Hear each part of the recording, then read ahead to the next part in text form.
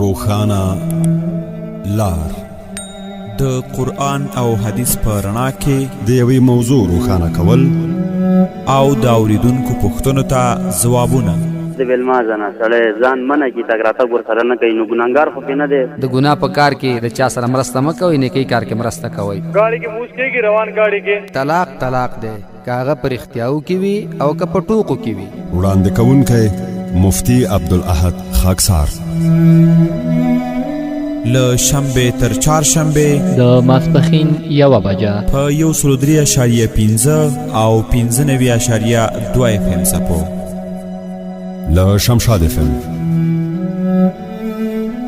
روښانه لار. چې د هجرت او جهادونو مجموعه ده، څه ښکلې مدینه ده، سنگر ده د اسلام. څه ښکلې مدینه ده، سنگر ده د اسلام. چې د هجرت او جهادونو مجموعه ده، څه ښکلې مدینه ده. الحمد لله رب العالمين، الصلاة والسلام على أفضل الأنبياء والمرسلين وعلى آله وأصحابه أجمعين. أما بعد، فقد قال الله تبارك وتعالى في كلامه المجيد والفرقانه الحميد: يا أيها الذين آمنوا كلوا مما في الأرض حلالا طيبا. أما بعد، إن الله وملائكته يصلون على النبي يا أيها الذين آمنوا صلوا عليه وسلموا تسليما. اللهم صل وسلم على سيدنا ومولانا محمد وعلى آل سيدنا ومولانا محمد كما صليت على إبراهيم وعلى آل إبراهيم إنك حميد مجيد. د شمشاد رادیو ټول اوریدونکو او د روښانه لار ټولو قدرمنو مینوالو، السلام علیکم ورحمت الله وبرکاته. الله دې وکړي چې روغ او جوړ او د ښایسته صحت برخمن اوسئ. دا د یو ځل بیا زه عبدالاحد خاکسار ستاسو په درانه خدمت کې په دې یو ساعته دیني خپرونه کې له تاسو سره ستاسو په چوپړ کې یم. د تیر په څیر کولی شئ چې له موږ سره خپلې پوښتنې د موضوع اړوند یا خارج له موضوع څخه خپل دیني پوښتنې را سره شریکې کړئ.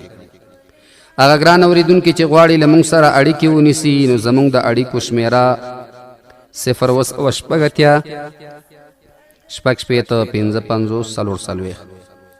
زموږ د اړیکو بله شمېره ده 02-02-300-500. نننۍ خپرونه مو د تیر په څیر یو موضوع ته بیا ځانګړې کړې ده. غواړو چې د دې موضوع اړوند معلومات د قرآن عظیم الشان نه او د تعلیماتو نبویو صلی الله علیه و آله وسلم نه او د علماء کرامو د اقوالو نه ستاسو په درانه حضور کې وړاندې کړو. د رب العالمین جل جلاله نه د خپل ځان دپاره د صحیح وینا او د عمل توفیق غواړم او تاسو ته د صحیح اورېدو او د عمل توفیق غواړم. الله دې دواړو ته نصیب وګرځوي. زمونږ نننۍ موضوع هغه په دې ده چې دعاګانې مو ولې نه قبلیږي. د دعاګانو د نه قبلېدلو علت څه دی؟ د دې وجې نه قرآن عظیم الشان په سورة البقره دغه مسئله ذکر کوي. د سورة البقره په 108 آیت کې الله تعالی فرمایي: یا ایها الناس کلوا مما فی الارض حلالا طیبا. اے خلکو، اخری تاسو هغه څه چې په دې ځمکه کې دي حلالا حلال، طیبا پاک. د دې پاک خوراک باره کې علماء کرام فرمایي چې د دعا د قبلېدلو دپاره یو شرط دام دی چې حرام به نه خوري، د حرامو نه به ځان ساتي او حلالو سره به مینه کوي، حلال به پیدا کوي.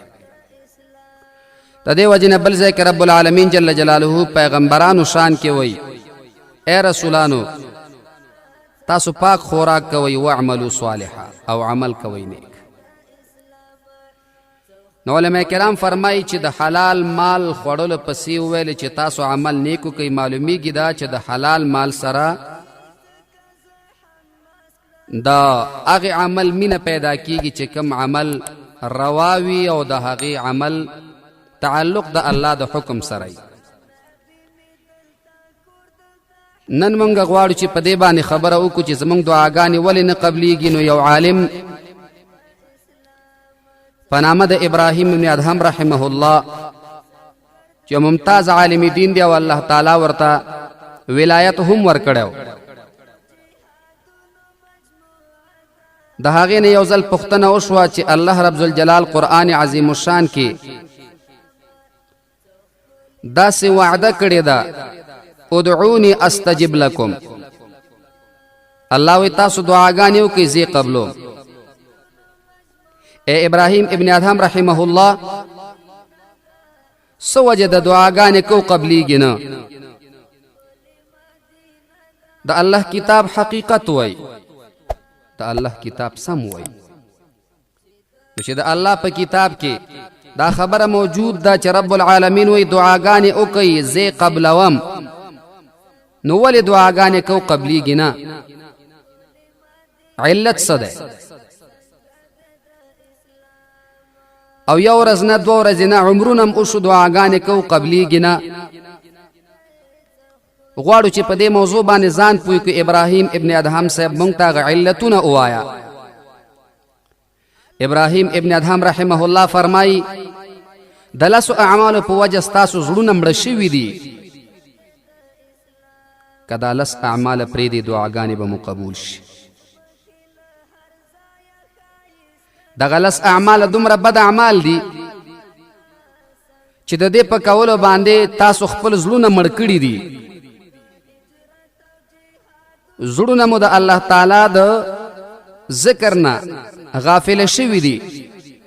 نو که تاسو دغه کوشش وکړو چې دا لس اعمال مو پرېښودل دعاګانې به مو رب العالمین جل جلاله قبول کړي.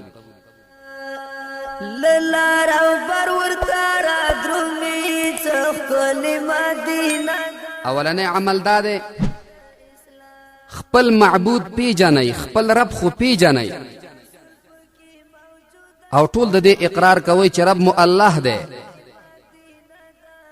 مگر سره د دې په حق عبادت نه کوئ. نو که تاسو په حق عبادت وکړئ رب العالمین جل جلاله بس تاسو دعاګانې قبول کړي. نو تاسو خپل رب پیژنئ او عبادت نه کوئ، داسې عبادت نه کوئ چې څنګه حق دی. دا خبر حقیقت د مونږ او تاسو عبادت کوو، مگر که سوچ وکړو د انصاف په تله باندې وتلو نو زمونږ په لمانځه کې نم رکوع رکوع ده، نم قیام قیام ده، او نم سجده سجده ده، او نم قومه قومه ده. په دې نیت باندې مونځ نه کوو چې دا مې د رب حکم دی، بیا په دې نیت باندې نه ودرېږو الله ته چې رب العالمین مې ویني. که زه خراب عمل کوم، که زه خراب مونځ کوم، که زه صحیح مونځ کوم، زما رب ما ساري، ما ویني. نو ابراهیم صاحب وای تاسو خپل رب پیژنئ مگر د خپل رب عبادت نه کوئ، په حق عبادت نه کوئ، ځکه الله مو دعاګانې نه قبلوي. دویمه دا ده چې قرآن مو ولوست، قرآن وایئ، تلاوت د قرآن کوئ مگر عمل پې نه کوئ. قرآن خو وایئ، د قرآن تلاوت هم کوئ، مگر عمل مو د قرآن نه خلاف دی. که مونږ تاسو سوچ وکړو قاریان صاحبان دې خفه نشي، هر سړی دا کوشش کوي چې زما आवाज دې ښایسته وي او قرآن د ټولو نه ښه ووایم، او د قرآن په ویلو کې ما ته خلک ځانګړي انعامونه راکړي، زه ځانګړتیاوې د قرآن په تلاوت کې پیدا کم.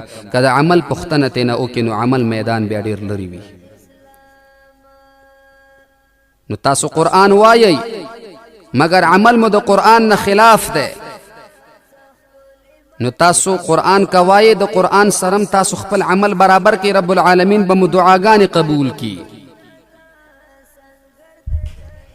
او بعض حالاتو کې مونږ تاسو ګورو قاری صاحب چې کله تلاوت کی او یا یو صاحب تلاوت د قرآن عظیم الشان او کی خیسته تلاوت کی، مگر که مخامخ ورته وګوره نو د شریعت نه خلاف ګیره به نه او د قرآن تلاوت وکړي. د دې پته مې چې ماته دې څوک ووایي چې زبردست تلاوت دې وکړه، مګر دې ته سوچ نه کوي چې دا قرآن زما په سینه کې مظلوم دی، زه څه کوم قرآن راته څه وایي. درېیمه دا ده چې خپل پیغمبر سره خو د محبت دعوې لرئ، لیکن د هغې د سنتو پروا نه کوئ. خپل پیغمبر سره د محبت دعوې لرئ، هر ځای کې په دعوې سره دا وایئ چې زمونږ د خپل پیغمبر سره مینه ده، د خپل پیغمبر نه سر قربانوو، لیکن چې کله د سنت وخت راشي نو بیا په سنتو باندې عمل نه کوئ. دا که مونږ تاسو خپل ځانونو ته لږ سوچ وکړو، علماء کرام دې خفه نه شي، قراء کرام دې خفه نه شي، د لویې درجې خلک دي، ولیکن دوی پکې خاص ځکه یادېږي چې دوی علما او حفاظ یادېږي د قرآن عظیم الشان حاملین دي. مولوی صاحب به د قرآن عظیم الشان ترجمه کوي، ولیکن سنتو سره به برابر نه وي. د پیغمبر سنت به خلکو ته تشریح کوي، ولیکن متاسفانه چې پټکی هم یو سنت دی د رسول الله مبارک، دا به په سر نه وي. جامه به په سنت طریقې سره برابر نه وي. خوراک به د مسلمان په سنت طریقې برابر نه وي. که پوښتنه ترې وکړي چې پیغمبر داسې خوراک نه وکړی، وایي خیر دی، دا سنت عادي دي. که د اوبو باره کې ته پوښتنه وکړي چې اوبه ولې داسې څښې، دا خو سنت طریقه نه ده، وایي دا سنت عادي دي.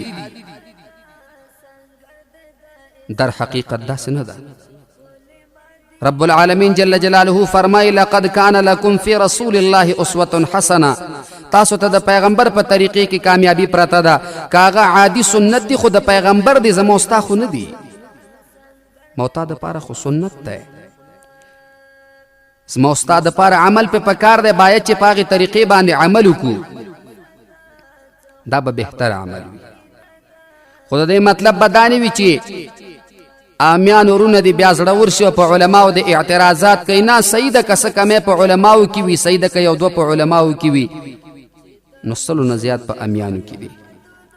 مقصد زما د دې خبرې دا دی چې مونږ تاسو ټول ځانونه اصلاح کړو، که امیان دي او که علما دي، ټول باید چې ځانونه اصلاح کی او د سنت طریقې پیروان شي او د رسول الله صلی الله علیه وسلم مبارک په سنتو باندې عمل وکړي او په هغې باندې خپله زندگی جوړه کړي.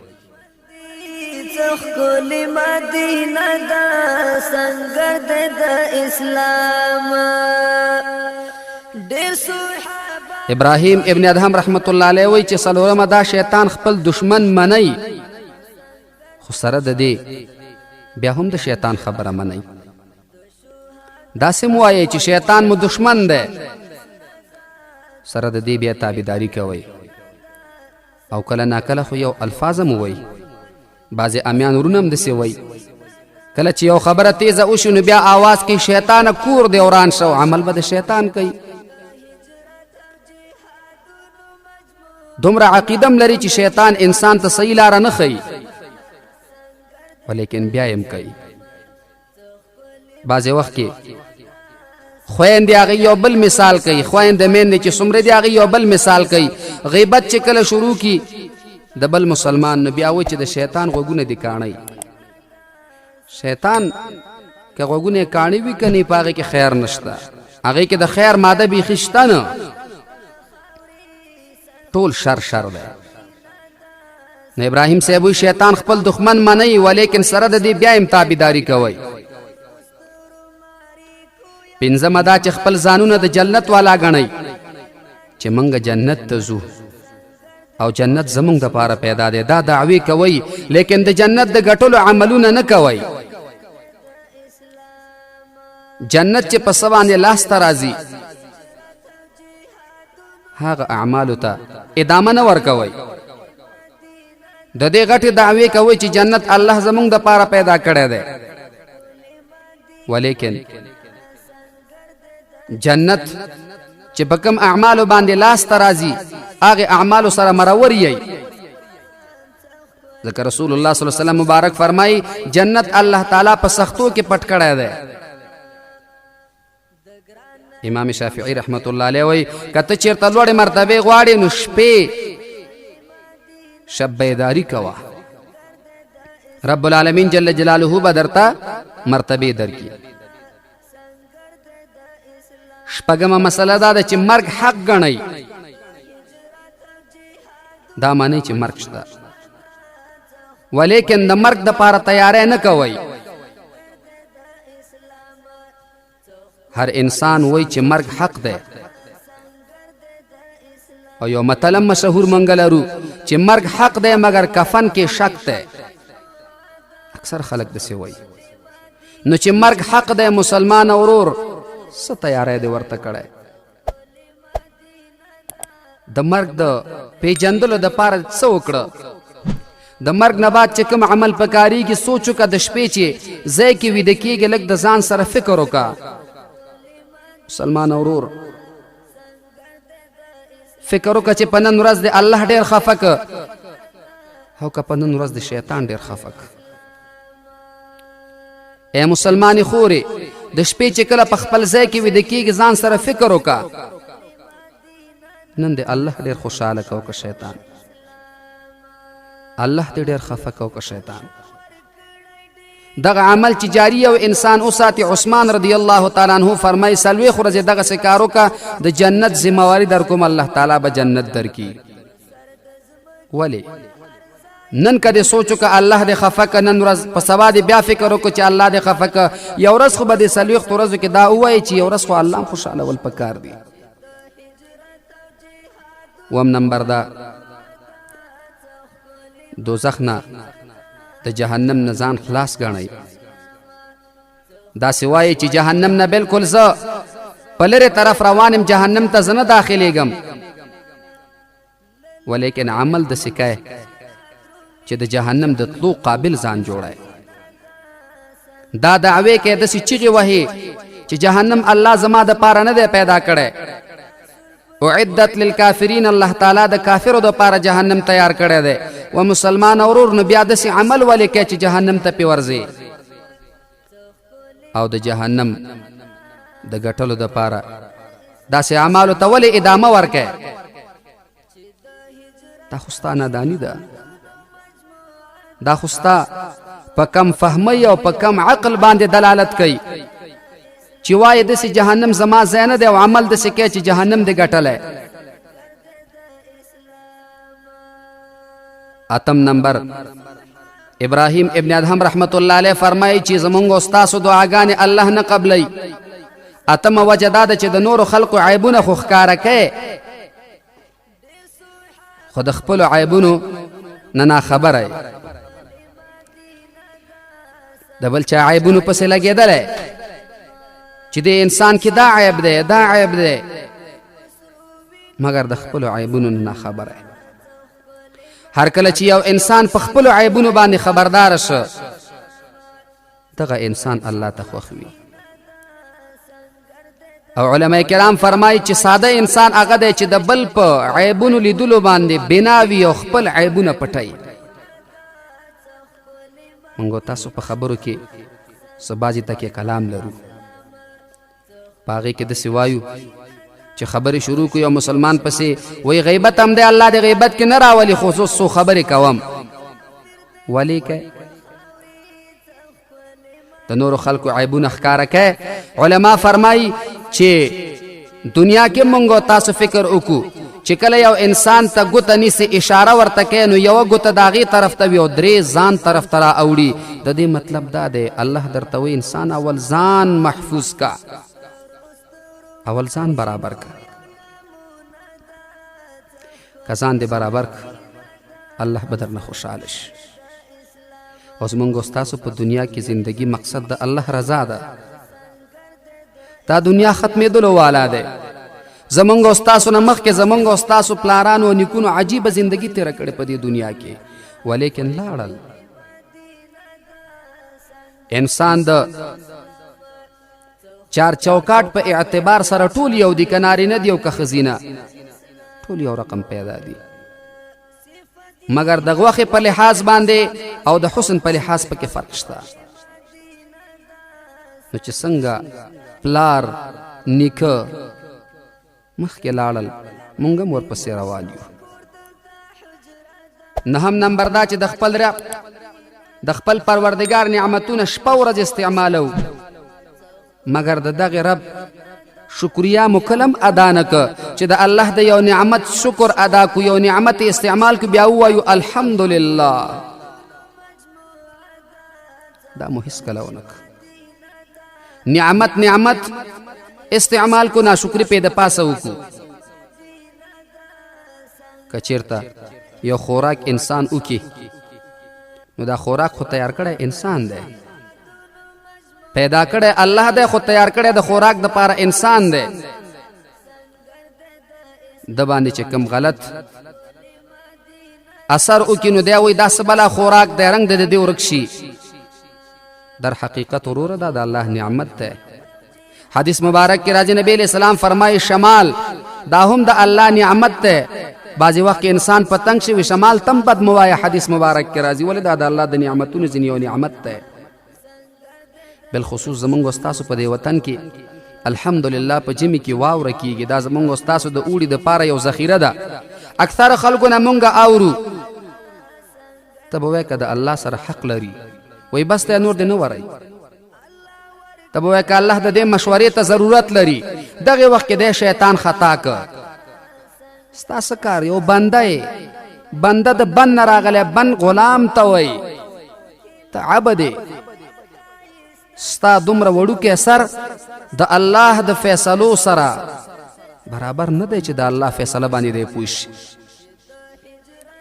کور کې چې ته کله په قار شي، ښځه درته یو خبره وکړي، نو ورته وایي چې ښځه او د کور کار کې پاتې شه، ستا بیرون فکر کار نه کوي. نو مسلمان اورور ښځه خو په دې خبره رټي چې لږه غټه خبره وکړه، او دا ته چې د الله د احکامو او د الله تعالی د نظام مطابق د هغې نه خلاف غلطې خبرې کوي، تا به څوک ورټي؟ ته خو هم ځان ته سوچ وکړه. ته خو هم دومره حیثیت نه لرې لکه څومره خیز چې وهې. هر کله چې د الله تعالی نعمت استعمال کې الحمدلله پې ووایه. ډوډۍ دې وخوړل الحمدلله، اوبه دې وڅښلې الحمدلله. دا د الله تعالی نعمتونه دي. لسم نمبر دا، هر وخت د خپلو مړو ښخولو دپاره قبرستاني ته ځو، مقبرو ته ځو، قبرستانو باندې نظر هم لګیږي، لیکن بیا مو ترې عبرت وانه خسته. دا فکر مونه که زما نه وړاندې پلار نیکه ورور خپلوان ټول دغه ځي ته راغلل، زه به هم راځم. دا سوچ هم چېرته ونه که. متاسفانه سوچ خو پرېږده، فکر خو پرېږده چې په دغې لارې روانې یو دعا قدر هم نه کوې ورته، چې دغه مړو ته دعا وکړي چې الهه ته ورته بخښنه نصیب کړي. متاسفانه مونږ ګورو کله چې قبرستاني کې مونږ تقریر کو، په هغه ځای کې هم متاسفانه بعضې ځوانانو موبایلونه راویستلي، څوک عکس اخلي، څوک فیسبوک کې استعمال کې ځانونه مصروف کړي. دا څومره د افسوس خبره ده. د عبدالرحمن بابا د شعر مطابق هغه وایي چې زنده د مرده په قبر ورشي، چې زنده د مرده په قبر ورشي، بس ته دومره نصیحت په دې دنیا، نور به ورته څه وایي، خو عاقل سړی په دې پوهېږي. ابراهیم صاحب وایي دغه لس اعماله په ځان کې راولئ، نو دعاګانې به مو رب العالمین جل جلاله قبول کی، او الہ العالمین جل جلاله به بیا ستاسو د خولې نه چې کومه دعا وځي الله به قبلی. بستان الاولیاء کې صاحب د بستان الاولیاء دا ذکر کړی، او مجموعه تقریرونه صفحه نمبر 125 کې د ابراهیم ابن ادهم رحمت الله علیه دغه نصیحتونه ذکر کړي. واقعا چې سړی د سرو زرو په قلم باندې ولیکي دا به هم کمه وي.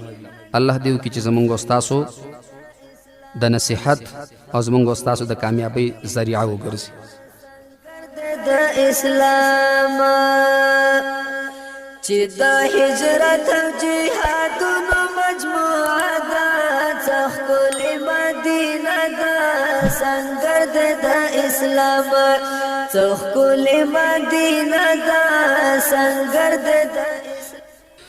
محمد امیری ورور د کونړ څخه موږ سره اړیکه نیولې وه چې د حضرت محمد مصطفی صلی الله علیه و آله وسلم مبارک پلار په کوم دین و.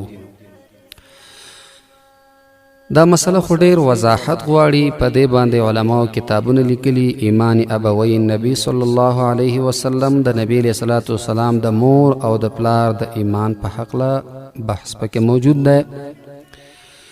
دا هغې باره کې علما کرام وایي چې د نوم نه معلومیږي عبدالله. عبدالله نه معلومیږي دا چې د په دغه وخت کې د اسلام عقیده درلودله، داسې عقیده چې د توحید عقیده درلودله، د شرک عقیده نه درلودله. که چېرته د شرک عقیده درلودله نو بیا به دا نوم عبدالله نه و. نو د نبی علیه الصلاة والسلام د مور او پلار د ایمان مسله په دې کې اگر که علما کرامو د امام صاحب نن پکې توقف دی، امام صاحب پکې چپ پاتې دی، خاموشه پاتې دی، نو دې مسله کې ما تاسو ته یو خبره وکړه چې د عبدالله نوم نه معلومیږي چې مشرک نه و. باقي په دې مسله کې ډېر دننه ورتګ په کار نه او په دې باندې مستقل تقریبا چې ما خپل هم په مستقل بیان کړی او بحث مې په باندې کړی تقریبا چې 2 ساعت هغه اخیستی دي. نو دلته زه څنګه پلنډیز کې ووایم، خو صرف دومره یادو ساتئ چې د نبی علیه الصلاة والسلام په مور او پلار باندې طعن مه وایئ. ولې علما دین منع کوي که ستا پلار بد عمل هم وي، خو که تا ته وروسته د مرګ نه څوک وي چې پلار د بد عمله ته پې خفه کېږي. نو دغسې یو نظر دام ولره که هغه هر څنګه تېر شوي ستا د پیغمبر مور پلار دي، احترام به ضرور په زړه کې لرې. مسلمان باید چې بې ادبه نه وي. بل وی چې مسجد کې جنازه کول دا څنګه دي؟ عذرا جائز دي. زموږ فقهاو اجازه ورکړې. علامه شامی رحمت الله علیه یا صاحب د بحر رایق هغې ویلي دي چې د عذر د وجې نه که چېرته مسجد کې جنازه وشي نو خیر دی. نقیب الله ورور له لغمان څخه اړیکه نیولی وی چې درود لکی ویل یا درود تاج ویل او عهدنامه ویل. اوس دا خو قسمه قسم دی. درود لکی چې دا کوم درود دی او که په دې کې الفاظ صحیح وي خو ویل اسم ممانعت نشته، درود دی ویلی شي. درود تاج چې دا یو ځل استعمال شي په دې کې یو مخکینی درود تاج دی، په دې باندې بعضې خلک هغې اعتراض کوي. هغه دغه دې کې دا یو ټکی راځي چې دافع البلاء والوباء والقحط والمرض والالم. بعضې خلک دغه منع کوي، خو زموږ علما کرام وایي که دا په دینت وویلی شي چې نبی علیه الصلاة والسلام دې دپاره الله را لېږلی چې په دې سره بلاګانې دفع کړي نو صحیح ده، بیا پکې څه نشته، نظر به پکې دغه ساتي. عهدنامه وایي ما سره شته دی. نو عهدنامه خو یو مخکینی و ما لوستلی ده او دغه کوم چې تا وویلې نو دا خو ما نه ده کتلې، هغې کې داسې غلط الفاظ نه وو، مګر کوم څیزونه چې دې سره لیکلي چې مړي سره یې ښخ کړي او مړي سره یې کېدی نو دا د قرآن و حدیث نه څه دلیل نه لري. خان ورور پوښتنه وکړه چې امامان په خارج کې هغې داسې د ګیرې کلي وي، مونځ ورپسې وکړو که نه؟ ګورې ورور یو ګناه ده، ګناه ته به ګناه وایي. که دا مولوي صاحب په دې باندې قایل وي چې دا ګناه نه دی نو بیا خدای پې د اسلام نه خارجېږي. خو که چېرته دغه ګیره دی کلی او تا ته معلومات دی دا اوس عمومي بلوه ده، نو عمومي بلوه که ته دې مولا نه وتښتې بل پسې چېرته مونځ کوي خو د دې نه بتري، نو هغې وخت کې د عذر د وجې نه نو که کوي ورپسې نو خیر دی، مګر ګناه به ګڼي. که چېرته که مولوي صاحب ورته ګناه ونه ویل بیا ورپسې مونځ کول نه دي پکار. بله پوښتنه وه چې سجدساوي طریقه او په څه باندې واجبېږي؟ ورور مونځ کې 2 واجبات دي داخل. د 2 واجباتو کې چې یو واجب هم پاتې شو سجدساو په د باندې لازمیږي. طریقه دا ده تر عبده و رسولو پورې به ووایي، هغه نه بعد به یو طرف ته سلام واړئ، دوانو طرف ته هم شته خو یو طرف ته بهتر دی. نو چې سلام واړئ بیا به 2 سجدې وکړي، بیا به تحیاتو د سر نه وي، دا سجدساوي طریقه ده. بلې ویلې چې تورې زخې بعضې خلک وایي چې مې لرې کوئ، که چېرته دا لرې کې 2 بخته دی. او دا یې هم ویلې چې کېدای شي که دا ښځو ویلي او که دا نارینه ویلې. داسې یو خبره ده چې دا بعضې وخت کې یو خبره د دې نه مشهور شي چې ښځې داسې وایي. بعضې خبرې ډېر په نارینهو کې هم غلط مشهوري، یوازې داسې نه ده، خو بېچارهګانې ښځې بعضې وخت کې په دې ملامت راشي، خبرې ډېرې کوي. نو د دې وجې نه ضرور نه ده چې یو مسله خرابه یا به ښځې کړی، نه، دا نظر خراب دی. ګورئ که د زنانه په مخ باندې وو نو د یو ډاکټر په واسطه چې ډاکټر ای او هغه لرې کولی شي نو بهتره ده چې لرې کول دا په حسن کې کمی راوړي. او دغه سیز د لرې کېدلو سره په حسن کې زیاتی راځي، نو سیده پروا نه کوي. یو دا ده چې د دې دپاره عملیات کول چې زما پوزه کته ده دا جیګه کم او زما دا سترګې یو رقم دی بل رقم، دا ناروایی. یو دا زیاتی دی نو دا بیا رواوي، نو که داسې دانه وي یا زخه وي لرې کولی شي، دا په حسن کې کمی راولي. په دې دوبختنه دی صحیح دی. زینب خورکۍ پوښتنه کړې وه چې مور مې د سرطان په مریضۍ باندې اخته وه، هغه مړه شوه او اوس مونږ ته خلک وایي چې د هغې کالي وسوځوئ مه پرېږدئ. اولا زینب خورکۍ الله دې هغه ته بخښنه نصیب کړي او انشاءالله چې الله به ورته بخښنه کړي ځکه مریضي تېره کړې ده. الله دې ورته د جنت لوی مقامات ورکړي. دویمه دا ده چې دا کالي سوځول دا ضرور نه دي. که یو ډاکټر داسې ویلی وي چې د ده پورې لګېدلي کالي مه استعمالوئ نو بیا صحیح ده، بیا لرې کوي. خو عام کالي بیا نه سوځوئ، دا ناروا دی، د مال نقصان دی، اسراف دی. دا نظر محمد وویل چې آیت کرسي مې نه زده کېږي، څه وکړم؟ مانځه پسې دغه دعا ډېره زیاته وایه، یا الله تعالی په نومونو کې یو نوم دی یا قویو یا قویو یا قویو، 11 پېرې وایه، الله به درته حافظه د قوي کې. اولاد دپاره نو استغفار ډېر وایه، الله تعالی به درته اولاد درکړي. خان عالم کوچي پوښتنه وکړه چې لډو څنګه دی؟ منع دی، علما یې منع کړي، دا د وخت ضایع ده. وایي زوم باندې زکات کېږي که نه؟ او کېږي چې کله مجبوری.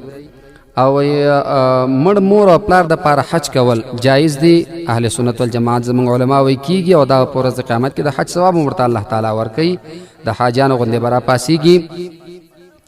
بل وی چې خپرونه واورو که جمع ته لاړ شو. دا اوس داسې ده یو سړي نه چا پوښتنه وکړه ورته خدای غټ دی که پیر بابا؟ هغه سوچ وکړه چې اوس که خدای یادوم نو پیر بابا خفه کېږي او که پیر بابا یادوم خدای خفه کېږي. نو ورته خدای داسې حیران که څنګه چې د زه حیران کړم. داسې دا ورور چې دواړه نیکۍ د خو هغه بهتره دی، هغه جمع ده، هغې ته تللی شي.